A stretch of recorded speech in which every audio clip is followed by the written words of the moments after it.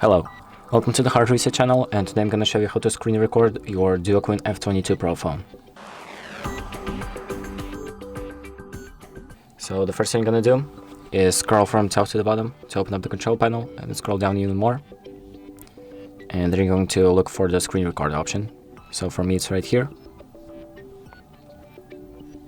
This is the option. Then I'm going to click on it to open up this menu right here if you're recording for the first time, and you can select to record the audio of the device or the microphone or both. I'm going to select device audio, and you can also enable the show touches on screen option, which basically shows where you're touching on the screen. And I can click start. Here you can see the countdown, and once the countdown finishes, it's going to start recording. It's going to play a sound, and you can record whatever you wanted to record. And once you're done, you can scroll back down to the control panel and then click on stop on this notification right here.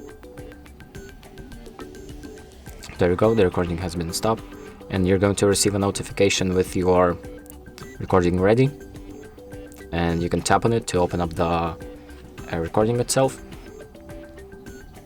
Here you can see it has been recorded, and that's it. Thank you for watching, and make sure to like and subscribe.